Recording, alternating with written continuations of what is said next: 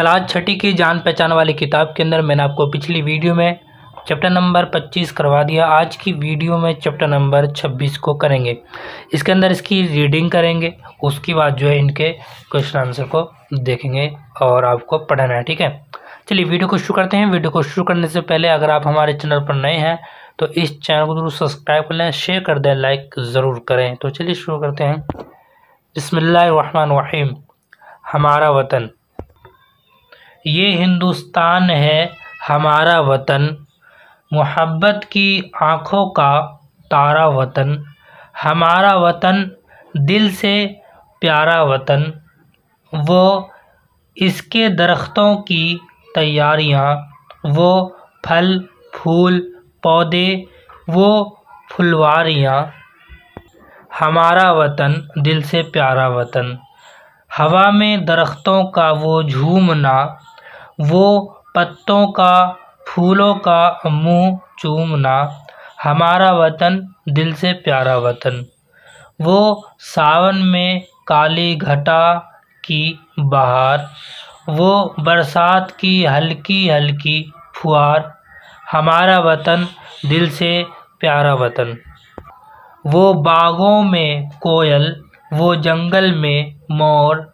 वो गंगा की लहरें, वो जमुना का ज़ोर, हमारा वतन दिल से प्यारा वतन, इसी से है इस ज़िंदगी की बहार, वतन की मोहब्बत हो या माँ का प्यार, हमारा वतन दिल से प्यारा वतन। ये मैंने आपको पढ़ा दिया। ठीक है, आइए अब इनके मायने को पढ़ते हैं। वतन, वतन का मतलब है मुल्क। आँखों का तारा, इसका मतलब है बहुत प्यारा या चहेता। ठीक है, फुहार, फुहार का मतलब हल्की बारिश। आइए अब अगला यहाँ क्वेश्चन आंसर को देखते हैं। वतन को आँखों का तारा क्यों कहा गया है? तो इसका आंसर है, दोबारा देखो यहाँ पर, वतन को आँखों का तारा क्यों कहा गया है? जवाब है, वतन की मोहब्बत की वजह से वतन को आँखों का तारा कहा गया है। ठीक है, सवाल नंबर 2 है, इस नज़म में हिंदुस्तान की किन खूबियों का जिक्र किया गया है? जवाब है, इस नज़म में हिंदुस्तान के फलों फूलों दरख्तों मौसमों की खूबसूरती और नदियों के खूबसूरत नज़ारों का जिक्र किया गया है। ठीक है, सवाल नंबर 3 है, इस नज़म में शायर ने किन नदियों का जिक्र किया गया है? तो जवाब है, इस नज़म में शायर ने गंगा और जमुना नदी का जिक्र किया गया है। किसका? गंगा और जमुना। ठीक है, सवाल नंबर 4 है, ज़िंदगी की बहार किस चीज़ से है? तो ज़िंदगी की बहार किस चीज़ से है? जवाब देखते हैं, ज़िंदगी की बहार वतन की मोहब्बत से है। ठीक है, चलिए आगे बढ़ते हैं। यहाँ पर नीचे दी हुई खाली जगहों को भरिए। तो यहाँ पर खाली जगह है, आपको यहाँ भरना है। ठीक है, तो ये के बाद क्या आ जाएगा? हिंदुस्तान। यहाँ पर हिंदुस्तान आ जाएगा, क्या आ जाएगा? हिंदुस्तान। हिंदुस्तान है हमारा वतन। ठीक है, वो इसके यानी दरख्तों, यहाँ पर क्या आएगा? दरख्तों, दाल रे खे ते वाव, दरख्तों।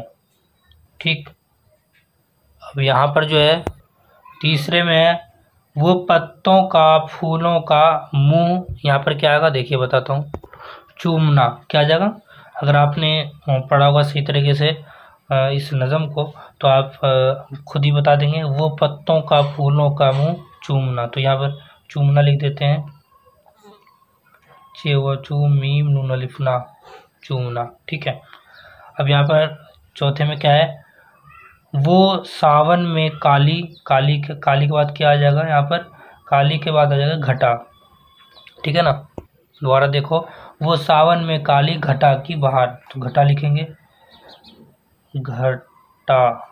ठीक है, चलिए पांचवे में है, वो गंगा की, और आगे क्या आ जाएगा? वो गंगा की लहरें, वो जमुना का जोर, यहाँ आ जाएगा लहरें, लाम हे रे और या। ठीक है, लहरें। ठीक, चलिए वो गंगा की लहरें वो जमुना का जोर। चलिए आगे बढ़ते हैं। यहाँ पर हिस्सा अलिफ और बे को नज़म के मुताबिक मिलाकर शेर बनाइए। चलिए बनाते हैं।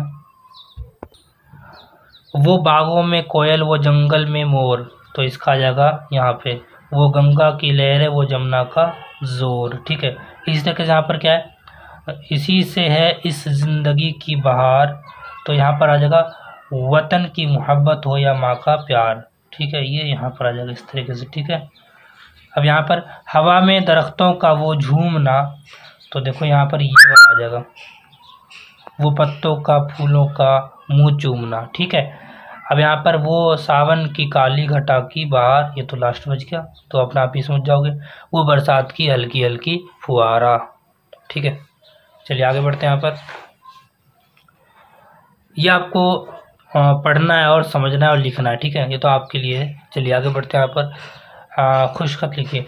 ये ऐसे यहाँ पर लिखना है। ठीक है, अपनी राइटिंग को इम्प्रूव करने के लिए यहाँ पर लिखना है। चलिए लिखते हैं। यहाँ पर हिंदुस्तान लिखा हुआ है, यहाँ पर हिंदुस्तान। ठीक है, तो ये पूरे में आपको लिख देना है। यहाँ पर फुलवारी लिखा हुआ है, तो फुलवारी लिखेंगे फुलवारी। ठीक है, ये पूरा इसमें लिख देना है। घटा गाफ हे टेलिफ्टा घटा। ठीक है, गंगा गंगा। ठीक है, बहार बहार। ठीक है, बहार, ये पूरे में आपको लिख देना है इस तरीके से। अब यहाँ पर लिखा हुआ है इस नज़म को याद कीजिए और अपने स्कूल के सालाना जलसे में पेश कीजिए। एनुअल फंक्शन होता है ना, उसमें इसको पेश करना है।